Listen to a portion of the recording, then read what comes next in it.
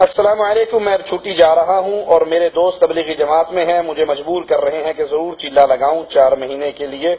آپ مجھے مشورہ دیں، کیا یہ درست ہے یا غلط قرآن اور حدیث کی روشنی میں؟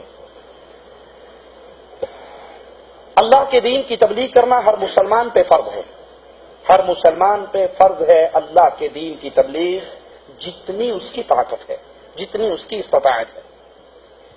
دین کی تبلیغ یہ انبیاء کا کام ہے اور انبیاء کے وارثوں کا کام ہے۔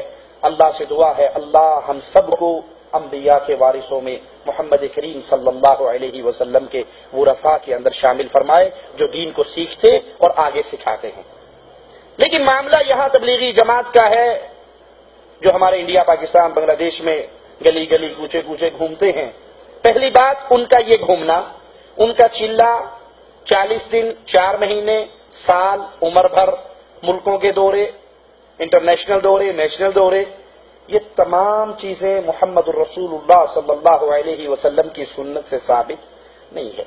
اللہ کے نبی صلی اللہ علیہ وسلم نے کبھی بھی صحابہ کی جماعت کو مدینے والوں کو 3 دن کے لیے مکہ نہیں بھیجا، مکہ والوں کو طائف نہیں بھیجا، طائف والوں کو جدہ نہیں بھیجا، ان کو تبوک نہیں بھیجا، تبوک والوں کو خیبر نہیں بھیجا۔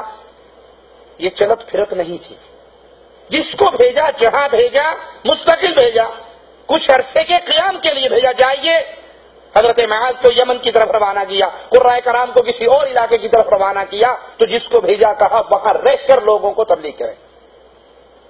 پہلا پوائنٹ۔ دوسرا پوائنٹ، جو کتاب لے کر وہ گھوم رہے ہیں، فضائل اعمال، فضائل صدقات، فضائل درود، یہ فضائل کی جو کتاب ہے یہ رسول اللہ صلی اللہ علیہ وسلم کی بنیادی دعوت کے خلاف ہے۔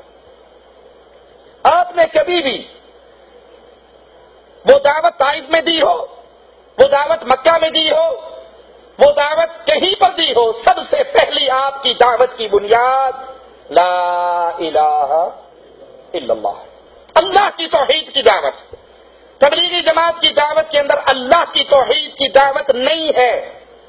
میرا جملہ کڑوا ہے، مجھے اللہ کے لیے معاف کر دینا، میں چندے لینے کے لیے کھڑا نہیں ہوا، میں قربانی کی کھالیں اکٹھی کرنے کے لیے کھڑا نہیں ہوا، کہتا ہوں وہی بات، سمجھتا ہوں جسے حق یہ ہے کہ تبلیغی جماعت کی دعوت، اس میں نماز کی دعوت ہے، روزے کی دعوت ہے، فضائل کی دعوت ہے، حج کی دعوت ہے، صدقہ خیرات کے فضائل کی دعوت، یہ ساری دعوتیں ہیں، لیکن لا الہ الا اللہ کی دعوت، شرک کا رد، قبر پرستی کا رد، یہ دعوت بالکل نہیں ہے۔ تبلیغی جماعت کی دعوت توحید ربوبیت کی دعوت ہے، جس کو کفار مکہ مانا کرتے تھے۔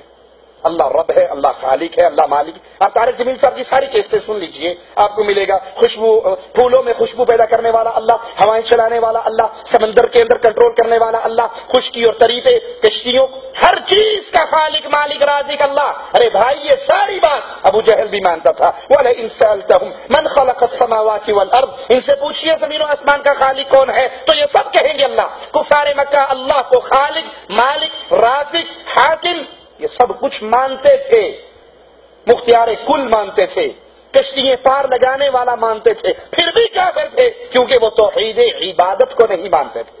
توحید عبادت کیا ہے؟ اللہ کے علاوہ کسی کے لیے سجدہ نہیں ہو سکتا، اللہ کے علاوہ کسی کے لیے قربانی نہیں ہو سکتی، اللہ کے علاوہ کسی کو پکارا نہیں جا سکتا، یا علی مدد، یا رسول اللہ مدد کے نعرے نہیں لگائے جا سکتے، یہ غیر اللہ کی پوجا ہے۔ اس دعوت پر تبلیغی جماعت نہیں آتی۔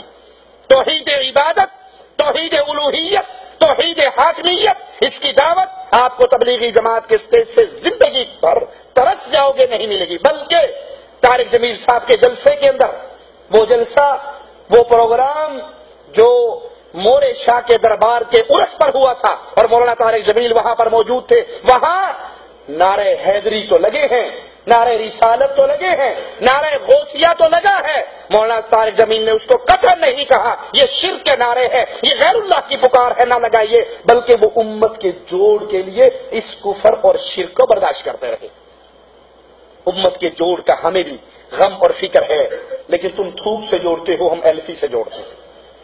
مشرک شرک کی حالت میں باقی رہے، امت کبھی نہیں جڑ سکتی۔ امت کو جوڑنا ہے تو مشرک کو حالت شرک سے اٹھائیے، اس سے شرک سے توبہ کروائیے اور اس کو ایک ایک اللہ کی توحید پہ لائیے، مواہد جب مواہد سے ملے گا تو پھر یہ ٹوٹ سکتا۔ تیسرا پوائنٹ وہ کتاب فضائل اعمال، جس میں صدقات کے فضائل، روزے کے فضائل، حج کے فضائل، رمضان کے فضائل ہیں، وہ کتاب شرکیہ واقعات سے بھری پڑی ہے، وحدت الوجود کے واقعات سے، اس عقیدے کی تبلیغ سے بھرمار ہے اس کے اندر۔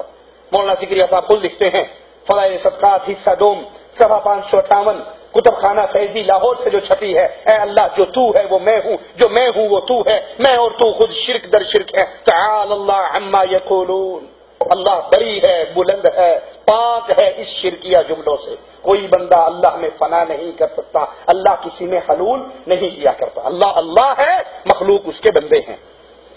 قبر والے کے پاس گئے، قبر والا باہر آیا، اس نے اونٹ ذبح کیا، پھر قبر میں چلا گیا۔ اس طرح کے جھوٹے واقعات جو شرک کی دعوت ہے، شرکیہ واقعات ہیں۔ مردوں کے بارے میں یہ عقیدہ رکھنا کہ یہ سب کچھ جانتے ہیں، یہ کر سکتے ہیں، یہ باہر نکل کے اونٹ تک ذبح کر سکتے ہیں اور پھر اپنی قبر میں جا سکتے ہیں، یہ واقعات اس کتاب میں بھرے پڑے ہیں۔